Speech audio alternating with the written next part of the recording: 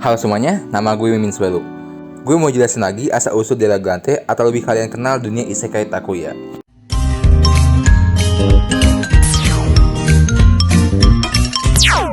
Sebenarnya Delaglante adalah bagian dari bumi saat ratusan ribu tahun yang lalu. Dulu, ratusan ribu tahun yang lalu, teknologi umat manusia sangat berkembang pesat. Lebih pesat dari yang sekarang. Ya, jadi intinya orang zaman dulu teknologinya lebih canggih dari yang sekarang. Tetapi, terjadi sebuah bencana di mana hujan meteor yang akan menghantam bumi. Meski teknologi di sana sangat maju, mereka tidak bisa mencegah bencana meteor itu. Grantia, seorang ilmuwan di kala itu pun membimbing umat manusia untuk berbondong-bondong saling membantu dan menciptakan mesin berpindah dimensi dalam bentuk dataran luas untuk mencari alternatif universe di mana bumi tidak dilanda hujan meteor.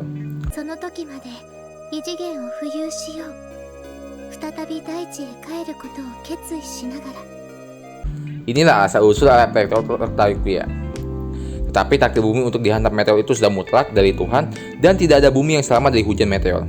Karena itulah pada akhirnya mereka memutuskan untuk tetap mengambang di antara dimensi dan mulai hidup di sana.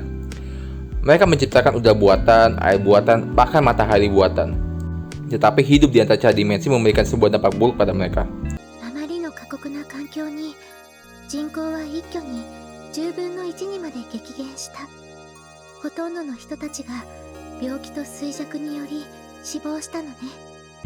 Tubuh mereka telah teracuni dan rata-rata umur mereka hanya bisa bertahan 30 tahun.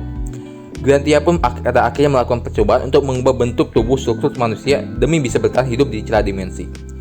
Tentu saja prosesnya tidak secepat itu, dan berkat percobaan itu, banyak manusia yang mati dan juga berevolusi menjadi berbagai bentuk.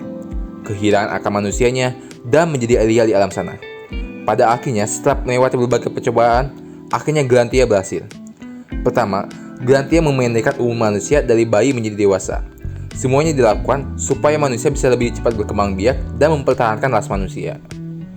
Itulah yang terjadi kepada Yuno, anaknya Takuya, yang terbukti hanya dalam kurun waktu 4 tahun, dari bayi, Yuno sudah menjadi gadis berumur 18 tahun.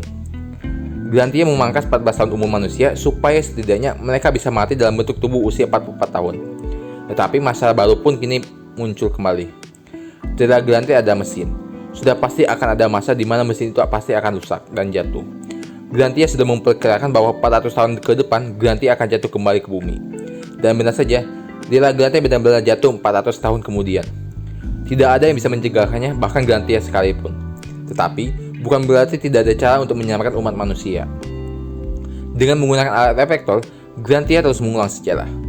Ya, simpelnya karena konsep cerita ini tentang dunia paralel, Grantia memindahkan umat manusia ke Delaglante di dunia paralel lain dan terus melakukannya 400 tahun sekali.